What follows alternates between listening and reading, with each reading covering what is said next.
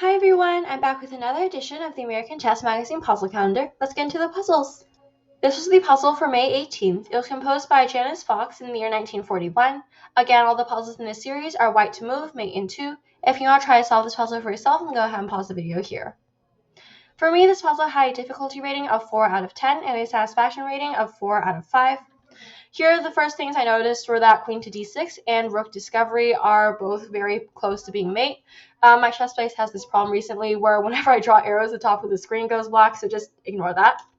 In order for this to work, this knight on d5 has to move away, and it has a number of squares.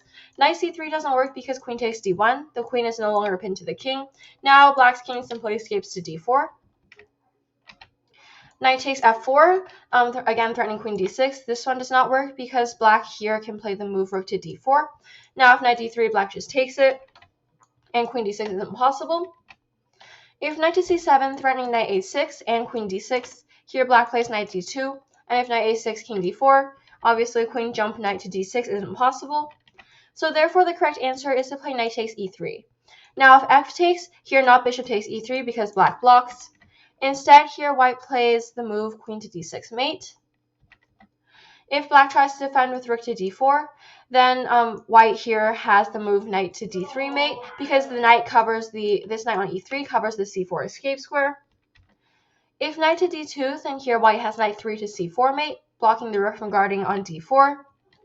And black has no other defenses with bishop d5. White simply takes on d5 mate. This was the puzzle for May 19th. It was composed by Jean Hortong in the year 1921. Again, if you want to solve this puzzle for yourself, then go ahead and pause the video here. For me, this puzzle had a difficulty rating of 5 out of 10 and a satisfaction rating of 5 out of 5. For some reason, I was really obsessed with trying to make the move queen to d3 checkmate work. For example, queen takes b5 or queen to f3. Queen f3 looks really hopeful. If bishop takes, then queen takes c3 is mate. And if black tries to guard it with something like bishop c4, unfortunately here this is where it runs into problems. f7 doesn't work because of rook to e5, and this block is really annoying. So I thought, why not queen takes b5? Now if black tries the same defense, f7 is checkmate because the rook blocking on e5 is non-existent. Instead, if unfortunately here though, black can play bishop takes c3, and now b takes c3 is not mate because the c3 square is not guarded twice.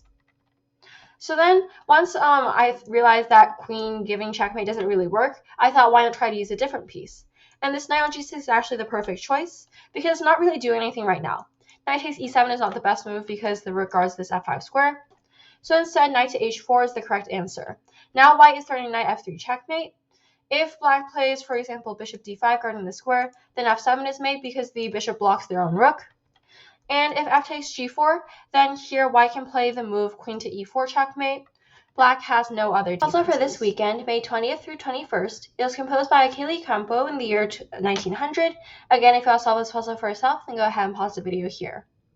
For me, this puzzle had a difficulty rating of 4 out of 10 and a satisfaction rating of 5 out of 5. So the number of almost checkmates that white had really had me thinking about zugzwang checkmates. So here the knight can't move because of queen to c5, the pawn can't move because of queen to d4, the knight can't move because the knight takes f6, and the king can't move because it has no legal moves. The only piece of black's that can really move is the rook on g4, but it cannot move along the g file because white has pawn to e4 mates. However, the rook does have quite a number of squares to choose from horizontally, so I had to look for something that the rook was guarding. And the rook's not really guarding the g2 square because black can always block that check with e4 or something. But then I realized, what if after the rook moves, I played queen takes g8? So that got me thinking about queen moves to the g file, even though they look kind of ridiculous. Now, out of these three moves, queen g2, queen g3, queen g1, only one of them works. The reason that queen to g2 check does not work is because black has pawn to e4. Now there's no queen d4 mate. Queen g3 looks closer because now if e4, queen d6 is checkmate. But unfortunately, the problem is that black has knight to c5, and now there's no queen takes c5 mate. Therefore, white has to play queen to g1. If rook takes g1, then e4 is checkmate.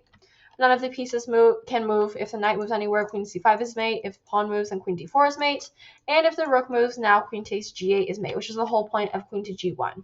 So those are the puzzles for this half week. Definitely some more unexpected moves and motifs cropping up. I hope you enjoyed this video, and that's all for today. Bye!